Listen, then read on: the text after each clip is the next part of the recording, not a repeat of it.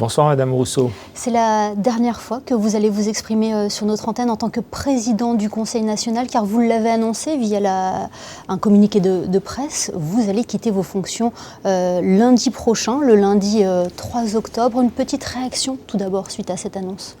Oui, effectivement, j'ai été coopté par l'ensemble du conseil d'administration de la SBM pour devenir administrateur de cette grande société.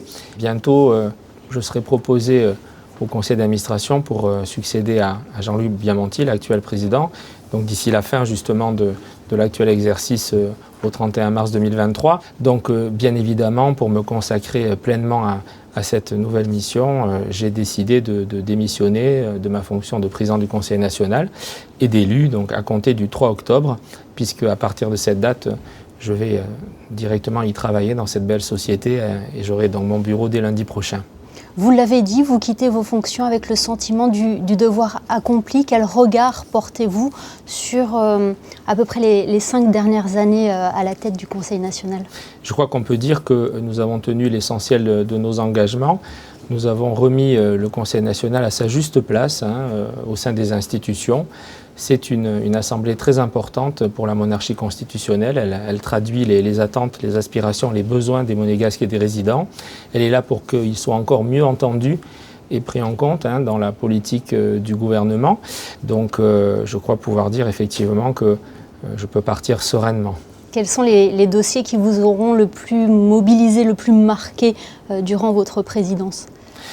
Il y a beaucoup de dossiers, mais c'est vrai que l'élément essentiel, effectivement, c'est que ce Conseil national est de nouveau un partenaire indépendant et respecté par le gouvernement. Ce que je retiendrai d'abord, bien sûr, c'est la politique du logement. Ma très grande satisfaction, c'est que d'ici la fin de l'année prochaine, avec les 600 appartements qui vont être livrés, domaniaux pour les Monégasques, tous les Monégasques seront bien logés dans leur pays, quand leur situation le justifie. C'est la fin de la pénurie, c'est une très belle avancée.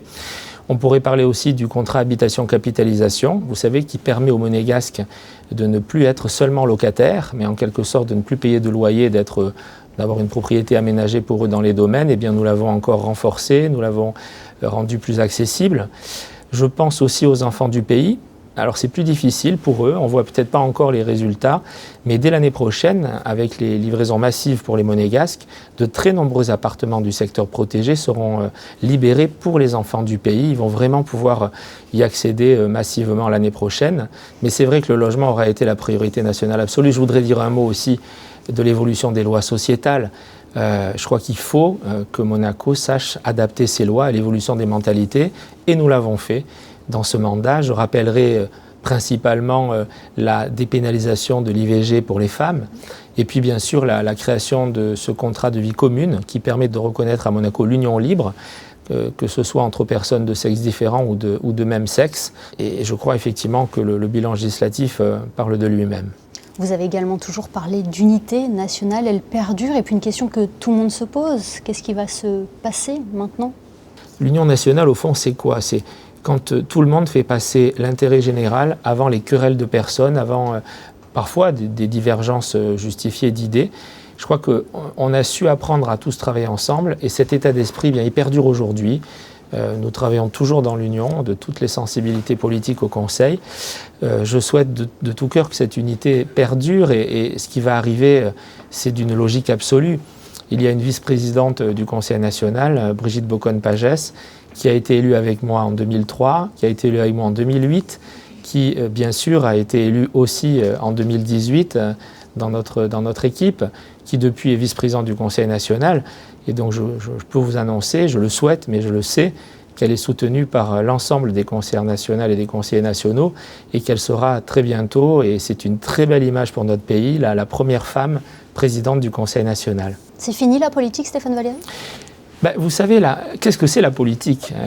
Si la politique, c'est servir l'État, alors on peut le faire de manière différente. On peut le faire, bien sûr, en étant élu à la présidence du Conseil national par les Monégasques et leurs représentants, mais on peut le faire aussi au sein du gouvernement. Mais moi, je pense que c'est encore servir l'État que d'être bientôt président délégué de la Société des Bains de Mer. C'est la première société du pays, c'est le premier employeur du pays.